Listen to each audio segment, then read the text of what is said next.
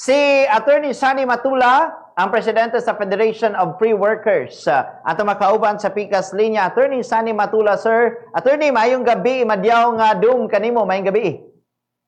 Mayong gabi, Kevin, o mayong gabi usap sa atong mga higala sa kahanginan o sa imong mga fans sa social media. So, attorney, for the record lang sa taha, pwede ra gyapon itagalog or English kalabot kini siya para sa ato ang mga kabombo for the national nga kini ang listeners viewers nato. Kayo sa Federation of Free Workers, ano yung statement ninyo regarding po sa nagpapatuloy nga itong mga scrutiny regarding sa flood control projects ngayon sa ating gobyerno? Attorney Sunny Matula, sir. Oo, kinahanglan nga iporsige sa gobyerno nga imbestigahan kining trilyon kini di lang bilyon nga mga proyekto sa gobyerno nga in taon makatabang sa atong katawhan kay mga ghost project kini. Ang uban ay igo lang gipakita nga gihimo pero dili ligdong ang paghimo. Parang propaganda lang ba, parang papel nga pag-agi sa baha dala na o nawala. So kinahanglan imbestigahan kini sa gobyerno o kami sang-ayon kay Presidente Marcos nga dapat mag-report ang DPWH o among gisundan pod ang paghimo og usa ka independent commission katulad katong Agraba Commission, katong NELO Commission sa investigasyon sa EGK, katong Gabidi Commission pag-imbestiga sa hinungdan sa kudita.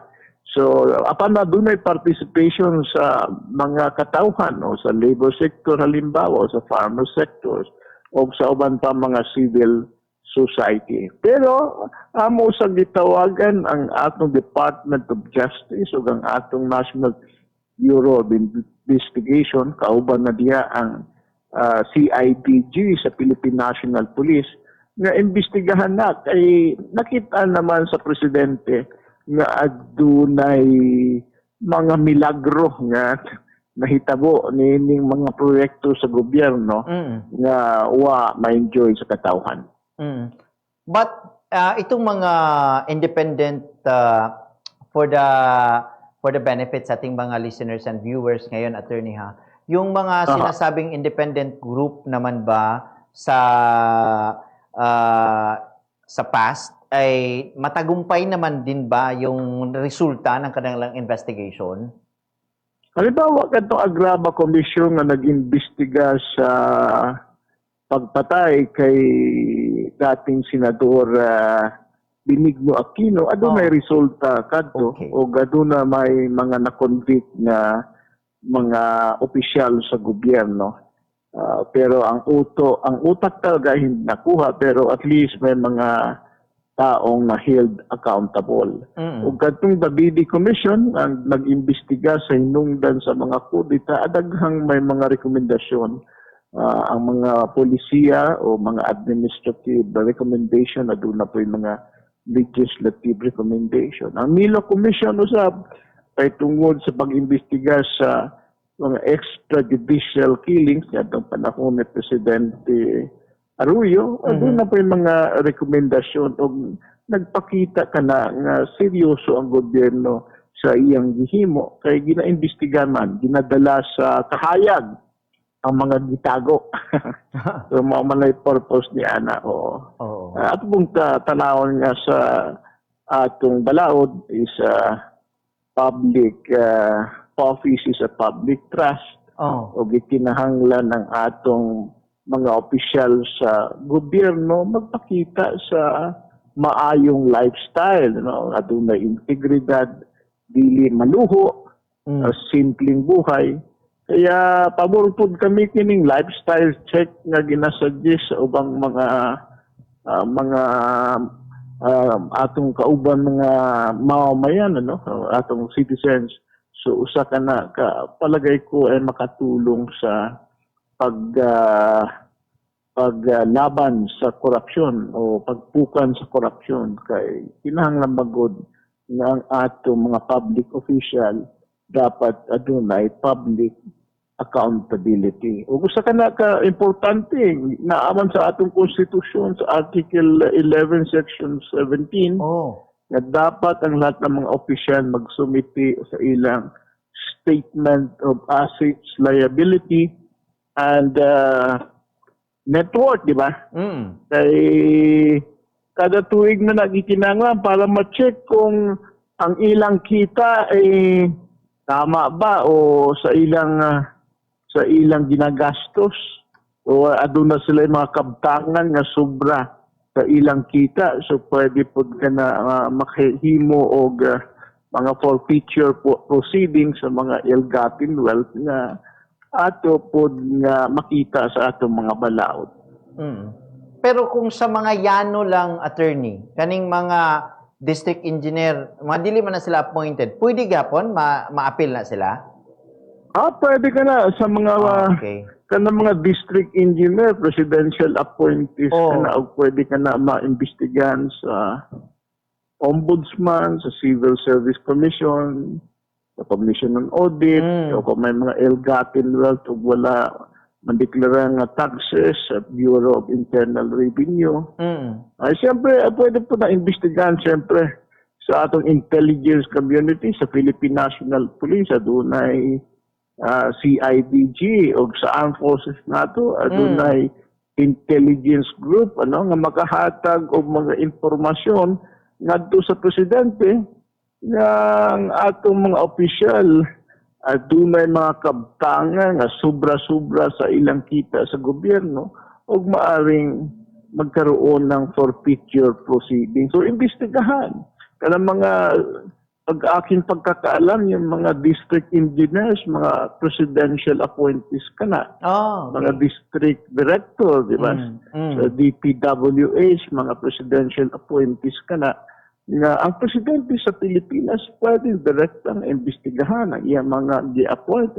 Kasi the one who appointed or the one who hired has the power to fire or nag-engage kanila adunay katungod sa pagdisiplina niining mga i-appoint nila. How about kini ng mga gagmay na gyud kaayo?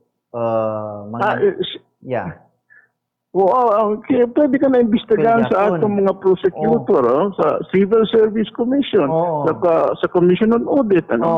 So, aduna ka na sila yung mga sa lifestyle check halimbawa, aduna ka na administrative sanction na maaring halimbawa i-dismiss o i-forfeit ang ilang mga benepisyo o aduna sila perpetual disqualification, mahimo ka na sa Civil Service Commission o doon sa mga maliit ng mga appointees ka nag-appoint kanina, pwede ka na mga opisyal, halimbawa mga mayor na nag-appoint usab sa mga city officials, maaring mag-imbestiga, pwedeng administrative sanction, pwedeng civil, pwedeng criminal, pwede po kung may mga violations sa taxes ay gamiton ang atong balaod sa Internal Revenue Code para sa tax evasion cases.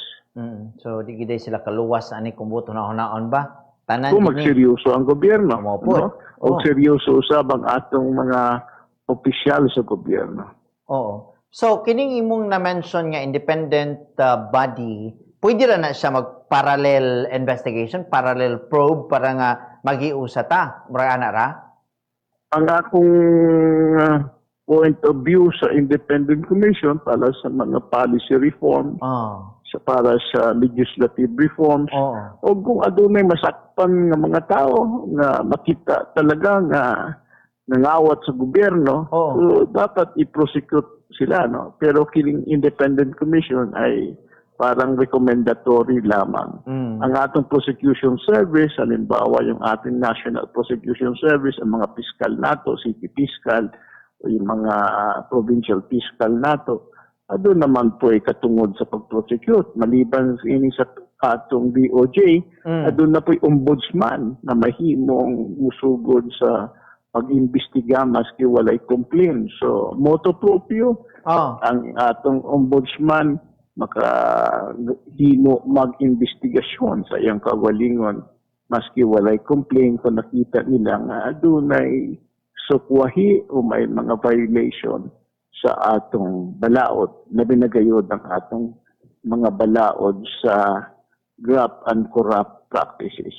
Pero wala nila gamita karon to ilang mass resignation, attorney, no? Kana bang pang-resign mo? Murag wala to gamita karon ba? Kadtong ang presidente sa Pilipinas nagtawag ata og resignation sa mga cabinet officials o sa mga presidential appointees. Ano naman nag-submit og mga resignation o wa pa man aksyonan ang uban. So, pipila lamang ang nahatagan og aksyon o gitanggal na sa gobyerno o gipulihan. Dapat kinitanan po sa Department of Public Works and Highways. Igno na pa. Resign na mo, oy. Sayarag dawaton o dili, attorney? So, kung adunay, basta mga presidential appointees, akong pagkatanda, gipasumiti for a certain period of time, ano? At siguro ay pwede nang ipakita ni Presidente Marcos na seryoso siya sa pagsimula sa pagtanggal sa mga non-performing officials nato.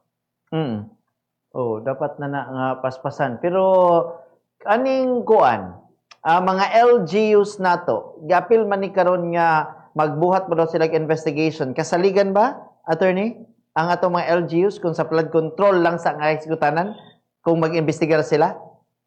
Ang atong mga LGUs, man na siya disciplinary action over sa mga DPWH official, kay ang DPWH officials ay National Government Agency man, ano? So, pwede silang maghanay, mag-file ng mga reklamo. Kung usa ka presidential appointee halimbawa, pwede nila i-file sa Malacanang, no, sa Office of the President. May Presidential Anti-Corruption Office sila, ubos sa Executive Secretary. Doon na usay ombudsman, direkta nilang i-file sa ombudsman para sa mga proyekto na ihatag para sa ilang teritoryo, panwa nahimo o na-report nga nahimo pero wa man na-implementa, so parang mga ghost project. So pwede ka nahimuon sa atong mga local officials kung aduna sila complain sa mga opisyal nag-i-appoint sa presidente o kauban sa mga national government agencies. Attorney, ang mga district engineer, not presidential appointees. Si Kuan Ragid, secretary Ragid ang presidential appointee base sa Kuan. Civil service. Engineers. Civil service, oo. So, si Secretary Bunuan, doon ay katungod nga disiplina ka na iya mga appointees. So, they one who appoints as the power to discipline yung mga taong iyang i-appoint. Kaya under secretary approval man gihapon ning kuan. Unsa tawag gani? Appointing authority nila DPWH secretary man kining mga district engineer, so pwede i-disiplina niya. So pwede niyang paimbestigahan. Actually, miingon si Presidente Marcos kaniadtong suna na dapat ang secretary sa Department of Public Works and Highways maghatag og report, particularly kadtong mga proyekto sa gobyerno sa flood control. So, maliban dyan, halimbawa, hindi naman limitado lang sa flood control. Yeah. So, power man sa secretary usab ang paghimog investigasyon sa ubang mga corruption cases sa iyang ahensya. Pero unsa man, attorney, base sa inyong experience, nabay uban gyud maayo na mo plaster daan nga unsa pagka bisan dili ipangalan sa ilaha, attorney, gipangalan ra sa asawa, gipangalan sa anak, kana siya pasok baga gihapon na kitabi ako usa ka district engineer pero wala na ko gipangalan sa ako, gipangalan ako sa akong asawa or sa akong anak. Makita baga gihapon daw na sa SALN? Pwede. Dapat yung mga kabtangan sa asawa, kung siya ubang trabaho, ay dapat i-report usab ka na sa usa ka opisyal sa gobyerno. Kay ang kabtangan sa asawa, kabtangan na po sa bana. So, naman sila co-ownership, dapat i-report kini niya. So, adun na yung mga opisyal sa gobyerno nga mag-asawa. So, pwedeng duha ang ilang SALN nga i-report. Pwede usap-usa lang, permahan ilang duha. So, ang isa taga DPWH halimbawa, ang isa ay teacher, so nasa Department of Education. So, pwede ra ingon ni ana, pero og maparehas ka atong usa sa mga nangaigo tumiagi sa impeachment nga lahi mga pangalan, gibutang ang lahi mga pangalan to sa mga igsuon baka kana mga igsuon maapas pa baka na sa gobyerno, matrace pa baka na attorney kung sa mga igsuon gipang pangalan ang ilahang katigayunan? Pwede maka-imbestigahan sa lifestyle check, ano? Kung ang mga igsuon ng way trabaho. Pwedeng pruwebahan ikan kini sa usa ka opisyal sa gobyerno, pangalan lang sa ilang mga igsuon o sa ilang mga relative. Ang uban nga ay gipangalan sa ilang mga higala o sa ilang mga girlfriend. Pwede yung matres sa paghimo o mga lifestyle check. So, kinakailangan ng atong intelligence community sama sa National Bureau of Investigation, tas EITG o siguro may usap ang Intelligence Service of the Armed Forces of the Philippines kay nag-report man kana sila directly sa Office of the President o sa Presidente mismo. Ito, kamuya akong ginahuna ba? Kay, basta i-plaster na nila daan niya, posible lifestyle check ko, ako na ning ipang adto sa lain niya mga kuan ha, mga tao, niya ako lang gihapon, pero di gid mo gawas na sa kuano, di na mo gawas sa BIR, attorney, kung laing tao na ang nihawid sa ilahang mga katigayunan ba? Pwede dili masaktan, pero kung maayo ang investigador, pwede man matrace ang mga ebidensya o ang paper trail sa ubang tao nga gamit lamang sa usa ka opisyal sa gobyerno. Ito, no? Pero ikaw, attorney, wala nakakaagi o nagtrabaho sa gobyerno sa una? Nagtrabaho ako kadiyot sa Presidential Anti-Graft Commission. Uy, nice. Executive Director ako og ang power namo naman is recommendatory to the President. So, wa man di na mo ginadala sa publiko ang among naimbestigaran, amo kini ginasunditi sa Presidente o ang Presidente sa Pilipinas ang maghatag og desisyon. So, confidential ang among mga rekomendasyon. So, ngadtong panahon ni Presidente Gloria Macapagal Arroyo, nahimo akong Executive Director sa Presidential Anti-Graft Commission, duha ka tuig. Tapos na-appoint po ako sa gobyerno bilang commissioner sa Social Security System. So, kwanto?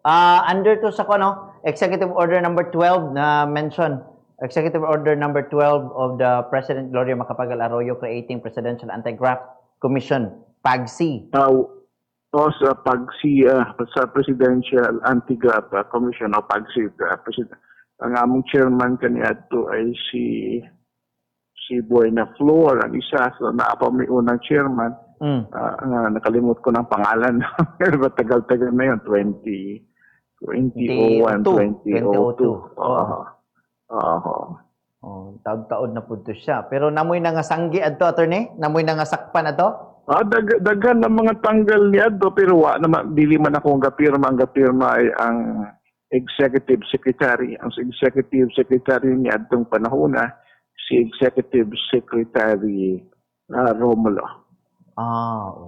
So, nanagid ni sa una pa no, nya you are parte na gid sa mga ingon ini. Kamo ana mo magsukit-sukit sa mga kuan kinsa ba ka mga tao. Pero tanan o sa under sa executive inyo ha? Ang Presidential Anti-Graft Commission limited lamang sa mga presidential appointee. So yung mga direktor sa mga national government agencies, sa mga state colleges and universities, sa mga government-owned and controlled corporations. So, yung mga presidential appointee ay mahimong idisiplina sa presidente. So, salary grade,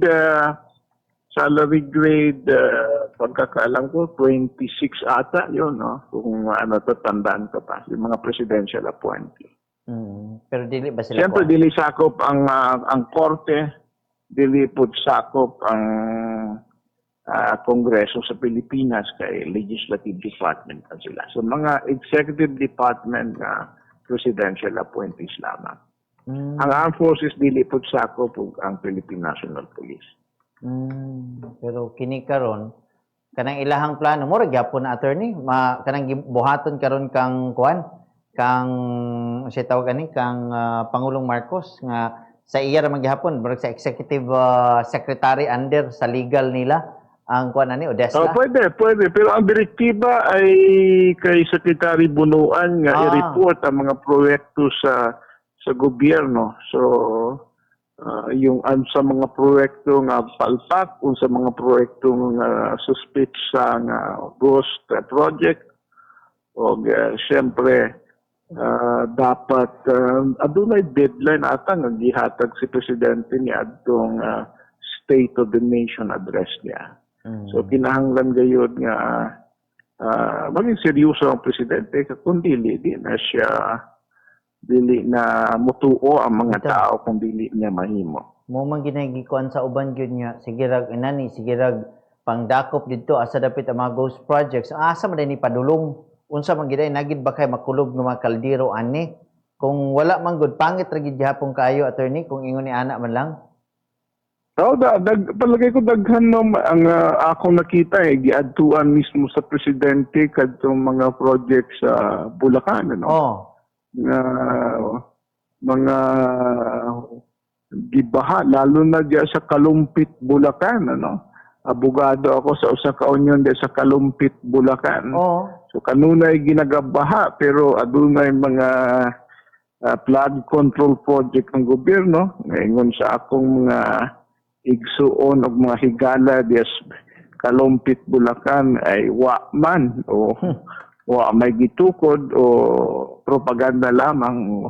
So mao nga kanunay ginabaha ka ng Kalumpit, Bulacan. Pero na-mention karon kung kanang hisgutan daw na sa Bulacan attorney, parte na daw na daan sa National Expenditure Program 2022-2023. Pasabot daw nagikan daw na siya nga project or sa tawag gani kana bang proposal from the Department of Public Works and Highways ug dili daw gikan sa mga congressman kay wala pa daw na nila na gunitan naa na daw na nga mga proyekto kanang duha ka buok perting unsa man na siya kung sa NEP attorney ang sa DP na gina gikan ra gyud. Kung ang tanan naman nga proyekto sa gobyerno ay nag-aagi sa Kongreso, kaya ang Kongreso man nag-allocate sa funding. So, may bala na sa atong mga kongresista. Lalo na nga project sa ilang distrito. O baka mag-state lang sila sa responsibility. So, lahat naman ng proyekto ng gobyerno, lalo na yung mga flood controls ay alam ng mga kongresista.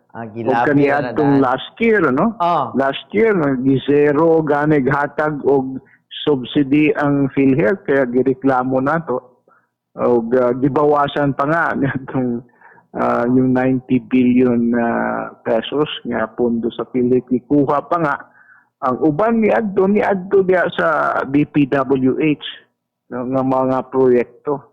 Gi-prioritize sa mga kongresista nato. So, gikalimtan nila ang PhilHealth kay ilang ibuhos ang pondo ngadto sa mga proyekto proyektos, kanang mga infrastructure project, halimbawa yung mga flood control. So nakahinungdan sa 60 billion nga pag-transfer gikan sa pondo sa PhilHealth ngadto sa gitawag og mga unappropriated budget, yung unprogrammed appropriation nga walay mga budget, mo dito nila gidala ang pondo sa PhilHealth nga atong tanaw unconstitutional, illegal o dapat bukdon sa Korte Suprema nga ipabalik ngadto sa PhilHealth kining 90 billion pesos nga illegal nga gibalhin sa gobyerno ngadto sa DPWH. Oo. Ug sa uban pa mga proyekto nga walay pondo. Pero tanaw nato ni og parehas ba siya sa iyang amahan nga mag-file gyud og case unya kana yung mag-prosper kay katong sa time sa iyang amahan 1980s naman to iyahang unsay tawag to Ministry of Public on Highways katong si Hipolito Hipolito Secretary Hispolito. pero na-acquit raman to pag-abot karong pila na to katuig ang nilabay pagka 2008 na-acquit raman pod pero at least nakasuhan di ba? So dapat makasuhan para at least example na nga dili sundon sa uban. So kung dili man gud makasuhan aduna impunity. Yeah. So walay certainty of penalty. Yeah. Ingon ni Senador Lacson kung wala certainty of penalty mahimong balik-balikon og himo sa mga opisyal sa atong gobyerno. Bitaw. Pero paningkamutan yun eh. Dili po taganahag sige nagka-acquit attorney. Kaya marag dapat kaya dapat mag-build up sa ebidensya ang atong National Bureau of Investigation. Kung dili man ang National Bureau of Investigation ng atong yung CIDG, dapat i-prioritize kini, so para at least atong mahinduan ang atong gobyerno sa mga korupsyon na ginahimo sa mga tag-as nga mga opisyal. Gid na kay kung wala gina siya unsaon na lang paghatag og hustisya atong mga nangamatay nangalumos kay nabahaan imbis nga maproteksyonan sa baha nangabahaan naman hinuon ta. Nangawat pa sa kwarta sa gobyerno, gipatay pa ang atong mga mamamayan, Correct, mga silinga, ug atong mga higala. Pwede man siguro na puhon anay pang charge po na sa ilahang murag kamo hinungdan nga matay ning mga tao pag naibaha kung naon ta nato flood control project mga flood control nga way hinungdan. So na-aggravate ang problema nga matay ang tao ng atong mga silingan. Yun. Nakaluoy kayo. Daghan pa ng isyo. Kay gawas yung flood control. Kana bang naparabay uban niya mga... Pero damay-damay na gina-attorney, Kung matanggal gitong mga kawatan, bisan pa siguro uban pa nga project na sa DPWH, posible na nga matulid na pod kung mabaylo ang tulid niya mga tao. Kaya po, kinanglan ang partisipasyon sa mga tao. Dapat, kung adunay project ang gobyerno, dapat nakabalo ang mga tao para at least mag-ingay sila kung hindi nahimo. So, dapat ang atong mga local government officials alamin kung ano ang gobyerno, ang programa sa ilang mga kongresista na gihatag sa ilang distrito. So, para may counter-check naman. So, maliban dyan, siyempre, in-encourage natin ang civil society, ang mga trade unions, ang mga workers association, na bantayan ang mga proyekto sa gobyerno. Kaya gusto natin nga, doon ay union ang mga government agency para ma-counter-check sa mga government official natin. So, dapat unionan sa mga empleyado sa DPWH, ang DPWH, para at least mabantayan nila ang mga proyekto nga ginahimo sa ilang mga supervisor, sa ilang mga manager, sa ilang mga superior. Hindi po ito basta-basta madaling mo makauban sa una. Kato yung chairman, si Eufemio Domingo, former COA chief. Commissioners, kato yung mention, si Baltasar, Teresa Baltasar, Cesar Buenaflor. Tapos ang sunod na naging chairperson na dugay-dugay si Dario Rama, usa ka abogado sa usa ka atinista ata nga gikan teacher sa College of Law sa Ateneo University sa Davao. Lagi, bantay. Amo na dapat inana ba nga mga tao niya kanang kung tinud-anay nga mo kuan mo mulihok or mo trabaho para pod niya matiman ani amo mo kanang yung masure-sure ta ba nga wagi mga Oo. binumang gani ani. So, dapat pilion usab sa atong presidente ang mga adunay kalidad niya mga leader, dili lang iyang mga higala sa Ilocos o higala niya sa Manila. Oh, Kung dili ka ng mga kalidad niya, aduna po'y mga track record sa fighting ipaapil. corruption Ipaapil diri ano and sa for imong good area. governance. Murag nagadiri man ka sa atos Caraga region kabalo naman ka nga pag mag-uwan-uwan baha man kita permanente diri. Unsaon ta man gina-attorney? So dapat i-address na. No? Unsa ka taas ang baha sa una sa Agusan High? Sa Agusan High kaniadto, wa man naabutan kaniadto kung dito pa ako 1982 to 1978 to 82 ako sa Agusan High Dubedo. Pero adunay panahon nga naga-overflow Oh. ang Agusan River diya sa Agaw. Agaw mo na da. sa Agaw, sa Agaw, ngadto sa Ungyo, nag-overflow dahil sa pagbaha sa Agusan River. So ang usa nga nakahimo niya dahil upaw na ang atong mga kabundukan sa Upper Agusan kaya nagbaha sa ang atong siyudad sa Butuan. Pero nanay flood control ani, bisita nimo makita nimo pohon unsay mga situation karon, makatandi ka ba? Makakuan ka, makatan-aw ka kung unsa ba kay kabaguhan o dili, matagbaw ba ka o dili ani attorney. Clarix man nimo makita man nimo pohon. Oo, kada na panahon di ato nga nagbaha mismo di siyudad. Mga 80 sa tong tuiga, 1979, 80 ganyan ano. Niabot dia sa Zamora ang baha. So, Boy Scout ko ni Adto. Nag-volunteer kami sa Department of Social Welfare para sa pag-distribute o mga goods para sa mga libahaan. 1970s pa. Wana, experience 79, 80 yata yun. Kami ani, mo gihapon. Nagihapoy baha gihapon. Hantod karon attorney. Dugay na. Eskwela na ko sa Marawi niadtong 1982. Siyempre, nasa Agusan del Sur kami dili na ako kanunay diya sa Butuan City. Sige. Attorney, salamat kay attorney sa paghatag, pagpalawom o paghatag pug higayon, although di man dapat wa naman pud nahuman naman pud nga termino ninyo nga nahimo kang parte nining Presidential Anti-Graft Commission sa time sa sa investigasyon. at least responsable po ta niadtong pag-draft sa UN Convention Against Corruption. So daghan-daghan tay mga nahimo, daghan po tay mga opisyal nga girekomenda na tanggalon sa gobyerno. Dili tanan ng atong rekomendasyon gihatagan og pagtagad, pero adunay mga opisyal nga gitangtang sa panahon ni Gloria Macapagal Arroyo dahil sa mga komisyon sa violation sa Anti-Graft and Practices Law natin. Sige, Attorney Sunny Matula. Sir, Attorney, salamat nyo kayo sa panahon. Nga mo ka nakauban karon niya mga taknaa o ingon man paghatag o kiniaga mga pananglitan, example o sa mga panawagan nga doon na po'y himuon niya na po'y mga independent group nga mutabang sa atong gobyerno sa pagpakgang nini or pagtudlo, toki o pagpakisayod kinsa tong mga kwantahon, mga kurap diha sa atong panggamanan. Salamat yung kay attorney sa panahon o gamayong gabi kanimo attorney. Ay, daghang salamat Kevin og mayong gabi kaninyong tanan mga higala nato mga silingan dias Butuan og sa mga duol nga mga lalawigan. Abuhay ka, Kevin.